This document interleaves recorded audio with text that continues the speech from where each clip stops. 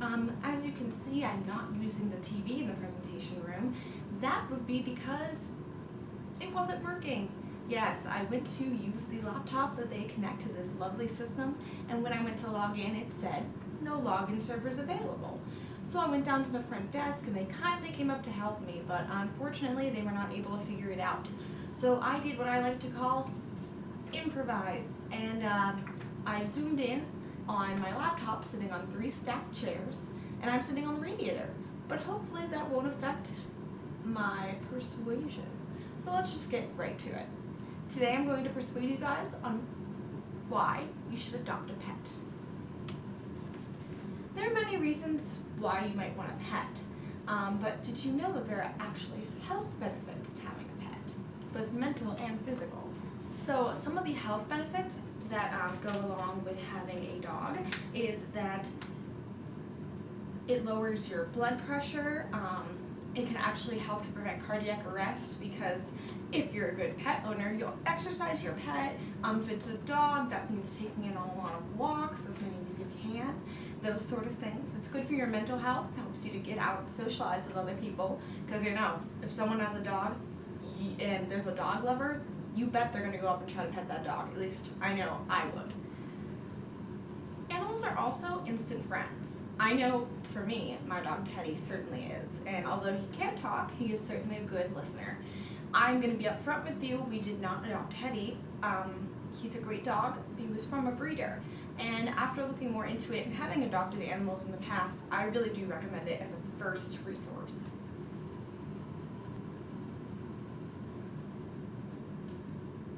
There are hundreds of animals in shelters, thousands of animals in shelters across the country waiting for you to pick them.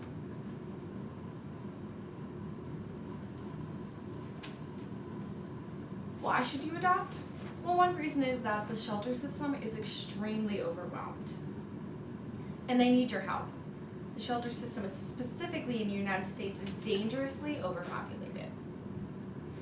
For example, if you look at my slide, 6 to 8 million cats and dogs enter shelters every single year, and the amount of shelters just cannot handle that. In North America alone, there are about 10,000 estimated shelters, and it's an estimate because it is not required for these places to keep tabs on their numbers. So places like the Humane Society and Animal Friends take a bunch of the numbers they have, put them together, research, and get these statistics. But 10,000 sounds like a big number at first, but when you think of all of North America, you can really tell that that's just not enough to hold all of these animals that are lost every single year. Another thing that might persuade you to pick a shelter animal over getting it from a breeder or from a pet store is that you have to remember it's not up to the animals that they're in a shelter. There are lots of reasons other than them running away or being strays to begin with. A large number of animals in shelters are brought there by their owners due to these very popular reasons, and I'm going to read them for you. Moving, landlord issues, divorce and death, or health issues. Many people think that animals in shelters are nasty and mean, but only about 10% of all those animals in shelters are entered because of behavioral problems.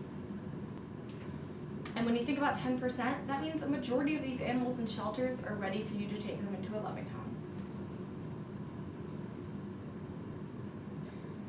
Due to overpopulation and overcrowding in shelters, euthanization rates are really high. There are multiple reasons shelter animals are euthanized, including overcrowding, illness or injury that the shelter doesn't have the money to treat.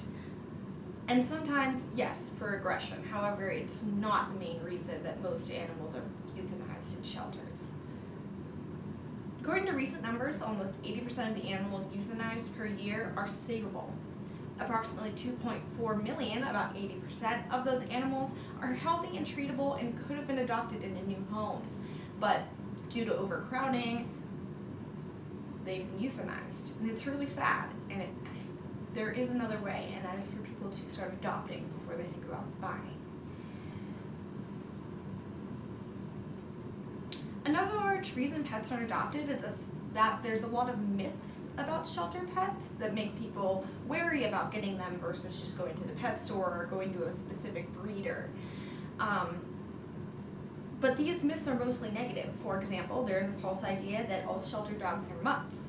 There are statistics to prove, however, that that is not true. According to the most recent numbers from the Humane Society, about 25% of dogs in shelters are actually purebred, which I was shocked to find out.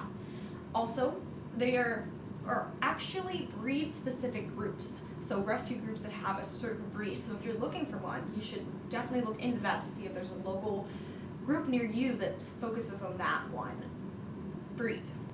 It's also a widely held belief that all animals in shelters are misbehaved. This just simply is false. Shelters and rescue groups often conduct thorough behavior analysis on all of their animals to ensure that animals are ready to go into proper homes. Of course, there are going to be exceptions, but they will tell you up front what an animal's issues are, and they're not going to give away an animal that could cause harm to anyone.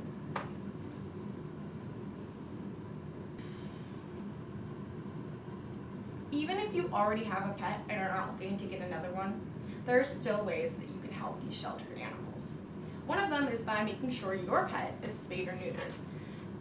That is just because a lot of the animals that end up in these shelters are from unwanted puppies or kittens. So when someone's dog unexpectedly has puppies and they don't want to take care of them, sometimes they just let them loose, which is horribly sad. I can't imagine doing it, but it happens. You hear stories about it all the time. You also want to make sure that your pet is ID'd properly. That means getting them a collar with tags that are updated regularly with your phone number, your address, whatever information is going to get that person who finds your pet, were they to get lost, to you as quickly as possible. You also might want to think about microchipping your pet. That is something you can get done at your veterinarian office for a relatively low cost, and it puts all of your information onto this microchip that painlessly is inserted under the skin of your pet, dog or cat. And then if someone were to bring your dog or cat to a veterinarian's office saying, I found this animal, it was lost, they can scan the microchip and see all your information and figure out who this pet belongs to. It's really cool. If you can afford it, it's a really good way to ensure your pet's safety.